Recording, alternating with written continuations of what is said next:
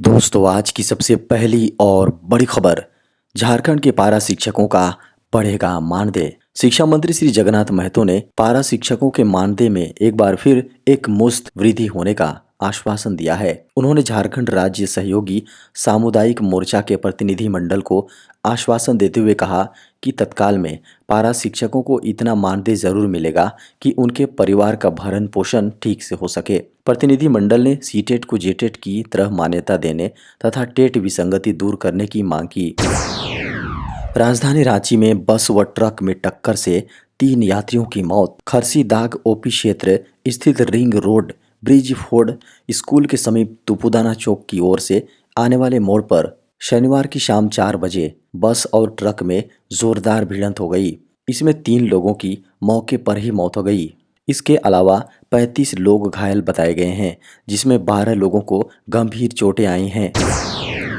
राष्ट्रपति की झारखंड दौरे को लेकर एनएसजी ने सुरक्षा की संभाली कमान। राष्ट्रपति द्रौपदी मुर्मू के 2 दिवसीय झारखंड दौरे को लेकर सुरक्षा के पुख्ता इंतजाम किए जा रहे हैं। इसी क्रम में शनिवार को एनएसजी ने रांची में आयोजित कार्यक्रम स्थल की सुरक्षा व्यवस्था की कमान संभाली। एनएसजी का एंटी ड्रोन सिस्टम भी खूंटी के उलीहातू में इंस्टॉल किया गया है। खूंटी का उलीहातू नक्सल प्रभावित इलाका है। इस कारण राष्ट्रपति की सुरक्षा को लेकर एंटी ड्रोन सिस्टम को तैनात किया गया है। झारखंड में प्रदूषण बढ़ने से और खराब हो रही है हवा। झारखंड में प्रदूषण का खतरा लगातार बढ़ रहा है। खबरों को माने तो साल 2023 में एयरोसोल प्रदूषण में लगभग 5% की वृद्धि हो सकती है। एयरोसोल प्रदूषण झारखंड में अत्यधिक असुरक्षित रेड जोन में बना रहेगा। इस प्रदूषण के आकलन के साथ साथ इसकी बड़ी वजह का भी जिक्र किया गया है।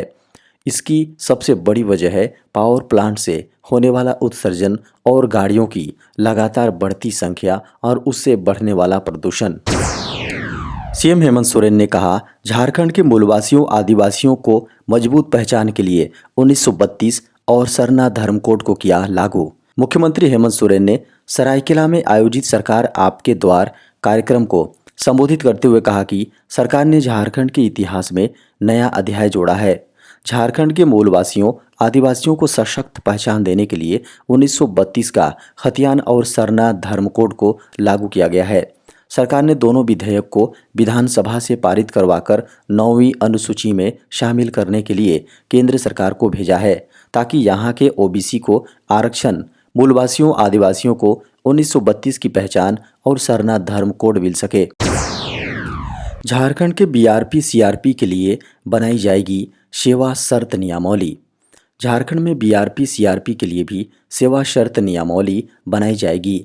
नियमावली बनाने के लिए गठित कमेटी ने शुक्रवार को बैठक कर नियमावली के प्रस्ताव पर विचार किया। बताया गया कि सेवा शर्त नियमावली में बीआरपी सीआरपी के मानदेय में 10,000 रुपये तक की वृद्धि समेत अन्य सुविधाएं देने का प्रावधान किया जा सकता है। बता दें कि झारखंड में लगभग 3,000 बीआरपी सीआरपी कार्यरत हैं। इनकी नियुक्ति सर्व शिक्षा अभियान के तहत हुई थी। बीआरपी सीआरपी के मानदेय में पिछली वृद्धि वर्ष 2019 में हुई थी। बीआरपी सीआरपी की सेवा शर्त नियमावली बनाने के लिए शिक्षा मंत्री जगन्नाथ महतो के निर्देश पर कमेटी गठित की गई थी। मीडिया की खबरों को माने तो सेवा शर्त नियमावली में हर वर्ष मानदेय में वृद्धि का भी प्रावधान किया जा सकता है। मानदेय में प्रति वर्ष 3% की बढ़ोतरी की जा सकती है। झारखंड उच्च न्यायालय से मुख्यमंत्री हेमंत सोरेन को मिली बड़ी राहत। झारखंड के सीएम श्री हेमंत सोरेन को झारखंड उच्च न्यायालय से बड़ी राहत मिली है। अदालत ने मुख्यमंत्री के खिलाफ आचार संहिता उल्लंघन की प्राथमिकी और निचली अदालत में चल रही कार्यवाही को रद्द कर दिया है। मुख्यमंत्री की याचिका पर शुक्रवार को सुनवाई करते हुए जस्टिस एसके द्विवेदी की अदालत ने प्राथमिकी और निचली अदालत की कार्यवाही रद्द करने का आदेश दिया। झारखंड में इन सरकारी परीक्षाओं के लिए फ्री में कराई जाएगी कोचिंग। झारखंड सरकार ने झारखंड के युवाओं को 4 योजनाओं के रूप में बड़ी सौगात दी है। इन योजनाओं का मुख्य उद्देश्य युवाओं की शिक्षा और कौशल विकास को बढ़ावा देना है। योजनाओं की देखरेख higher and technical education department कर रहा है।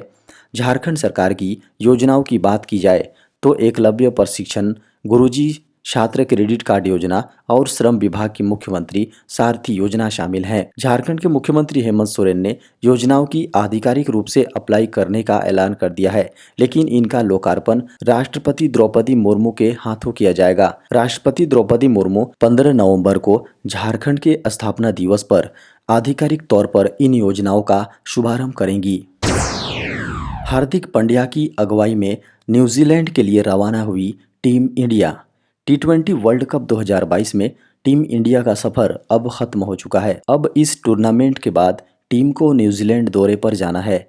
न्यूजीलैंड के खिलाफ टीम इंडिया को 3 मैचों की T20 और उतने ही मैचों की वनडे सीरीज खेलना है। इस सीरीज के लिए भारतीय क्रिकेट टीम का ऐलान हो चुका है और हार्दिक पांड्या की कप्तानी वाली टीम इंडिया न्यूजीलैंड के लिए रवाना हो चुकी है। न्यूजीलैंड के लिए रवाना होने से पहले टीम के स्पिनर गेंदबाज युजवेंद्र चहल ने अपनी इंस्टाग्राम अकाउंट से एक फोटो शेयर की, जिसमें भारतीय खिलाड़ी एयरपोर्ट की फर्श पर सोते हुए दिखे। टीम इंडिया न्यूजीलैंड के खिलाफ हार्दिक पांड्या की अगुवाई में 3 मैचों की T20 सीरीज खेलने वाली है। देश में 24 घंटे में सामने आए कोरोना के 833 नए मामले। 12 नवंबर 2022 की सुबह 8 बजे केंद्रीय स्वास्थ्य एवं परिवार कल्याण मंत्रालय द्वारा जारी आंकड़ों के अनुसार पिछले 24 घंटों के दौरान देश में 833 नए मामले सामने आए। इससे पहले 11 नवंबर को 842 नए मामले मिले थे, जबकि 10 नवंबर को 1016 नए मामले सामने आए थे, जबकि 1 नवंबर को 1046 नए मामले सामने आए थे। आंकड़ों को देखें तो देश में अब एक्टिव मामलों की दर 0.04% है, जबकि रिकवरी दर 98.8% पर पहुंच चुकी है। खबरों को माने तो पिछले 24 घंटों में कोरोना से 5 की मौत हुई है। वहीं पिछले दिनों हुई 3 मौतों के आंकड़ों को भी सरकार ने साझा किया है। पिछले 24 घंटे में रिकवर होने वाले मरीजों की संख्या 1024 बताई गई है। देखा जाए तो इस समय असम में सबसे अधिक 2529 मामले सक्रिय हैं, केरल में 2457, कर्नाटक में 1858, महाराष्ट्र में 1169, तमिलनाडु में 789 और गुजरात में 375 मामले अभी एक्टिव हैं। जैक में सदस्यों के चयन के लिए पुराना विज्ञापन रद्द। स्कूली शिक्षा एवं साक्षरता विभाग ने झारखंड एकेडमिक काउंसिल यानी जैक के सदस्यों के लिए सदस्यों के चयन के लिए जून 2020 में ही आवेदन मांगे थे, लेकिन 2 वर्ष से अधिक समय में भी सदस्यों का चयन नहीं हो पाया। अब विभाग ने जून 2020 में जारी विज्ञापन को रद्द कर नए सिरे से विज्ञापन जारी कर आवेदन आमंत्रित किए हैं। 6 श्रेणी में कुल 11 सदस्यों का चयन होना है। विभाग ने 11 सदस्यों के चयन के लिए 8 दिसंबर तक आवेदन मांगे हैं। पीएम किसान सम्मान निधि के लिए जरूरी हुआ राशन कार्ड की सॉफ्ट कॉपी। प्रधानमंत्री किसान सम्मान निधि योजना के नियमों में सरकार ने बदलाव कर दिया है। पीएम किसान सम्मान निधि योजना की 13वीं किस्त पाने के लिए eKYC की प्रक्रिया तो पूरी करनी ही होगी। इसके अलावा किसानों को इसके लिए रजिस्ट्रेशन कराना भी जरूरी है और इसके लिए राशन कार्ड की कॉपी जमा करानी होगी। पीएम किसान योजना की अगली किस्त पाने के रजिस्ट्रेशन के लिए राशन कार्ड की कॉपी जमा करनी होगी। राशन कार्ड की हार्ड कॉपी की जगह सॉफ्ट कॉपी की PDF फाइल अपलोड करनी पड़ेगी। राशन कार्ड की सॉफ्ट कॉपी का PDF ही जमा करना होगा और पहले की तरह सॉफ्ट कॉपी को फोटो स्टेट देने में काम नहीं चलेगा। राशन कार्ड की सॉफ्ट कॉपी की PDF जमा नहीं कराने पर आप योजना का लाभ नहीं ले पाएंगे। पीएम किसान योजना के नियमों के तहत हर एक लाभार्थी किसान को सबसे पहले अपनी ज़मीन के कागजात का सत्यापन कराना अनिवार्य होगा। ऐसा इसलिए किया जा रहा है क्योंकि इससे भविष्य में संभावित धांधली को रोका जा सके। लिहाजा लाभार्थी किसानों को भू लेखों का सत्यापन जरूर करा लेना चाहिए। अगर ऐसा नहीं किया तो वे पीएम किसान सम्मान निधि योजना की 13वीं किस्त नहीं ले पाएंगे। एशिया में वाहनों से बढ़ते प्रदूषण पर लगेगी लगाम, भारत सरकार कर रही बड़ी तैयारी।